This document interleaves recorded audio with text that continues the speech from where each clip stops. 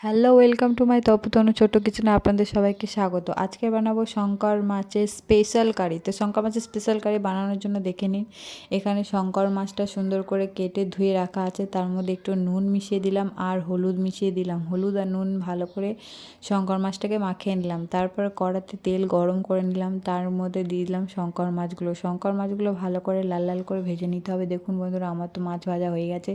তো আমি শঙ্কর মাছটা তুলে নিলাম। তারপরে আমি ডুমো ডুমো করে আলু কেটে ভালো করে লাল লাল করে ভেজে নিতে হবে। তো বন্ধুরা, আমার চ্যানেল যদি আপনারা নতুন হয়ে থাকেন তাহলে আমার চ্যানেলটা সাবস্ক্রাইব করে পাশে থাকা বেল আইকনটা প্রেস করে দেবেন, তাতে আমার ভিডিও সর্বপ্রথম আপনারা দেখতে পাবেন।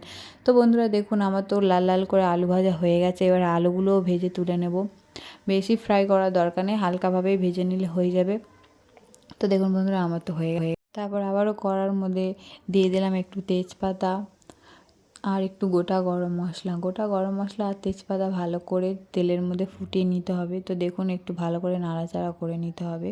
তারপরে দিয়ে দেবো পেঁয়াজ কোচা। পেঁয়াজগুলো ভালো করে লাল লাল করে ভাজতে হবে। তো দেখুন বন্ধুরা, পেঁয়াজটা ভালোভাবে লাল লাল করে ভাজতে হবে এবং যতক্ষণ ভাজবেন ততক্ষণ দেখবেন তেল যতক্ষণ না ছেড়ে দেবে ততক্ষণ ভাজতে হবে। তারপর বেটে রাখা যে মশলাটা ওইটা ভালোভাবে দিয়ে দিতে হবে, দিয়ে সুন্দর করে নাড়াচাড়া করতে হবে। দেখুন, ভালো করে কষিয়ে কষিয়ে নাড়াবেন। যতক্ষণ না মশলা থেকে তেল ছেড়ে দেবে ততক্ষণ পর্যন্ত এটা কষাতে হবে। তো আপনারা ভালো করে এরকম করে নাড়াচাড়া করে কষাবেন, হালকা হাতে কষাবেন। তো এবার আমার দেখুন তেল ছেড়ে দিয়েছে। এরপর দিয়ে দিলাম টমেটো কুচি। টমেটো কুচি আগে দেবেন না কখনো রান্নায়, তাহলে টেস্টটা ভালো পাওয়া যায় না। মশলা কষানো হয়ে গেলে তারপরে দিয়ে দেবেন টমেটো কুচি, তখন দেখবেন টেস্টটা আরও সুন্দর লাগছে। তারপর দিয়ে দেবেন নুন। নুনটা একটু স্বাদ মতন দেবেন, আপনারা যতটা পরিমাণে রান্না হবে ঠিক ততটা পরিমাণে দিতে হবে। তো দেখুন, আমার তো নুন দেওয়া হয়ে গেছে। এরপর দিলাম হলুদের গুঁড়ো, তারপর দিয়ে দেবো লঙ্কার গুঁড়ো। লঙ্কার গুঁড়ো দিয়ে আর হলুদের গুঁড়ো দিয়ে ভালো করে এটা নাড়াচাড়া করতে হবে। দেখুন বন্ধুরা, সুন্দর করে নাড়াচাড়া করার পরে এর মধ্যে ভেজে রাখাগুলো দিয়ে দিলাম। ভেজে রাখা আলুগুলি দিয়ে একটু জল দিয়ে দিতে হবে।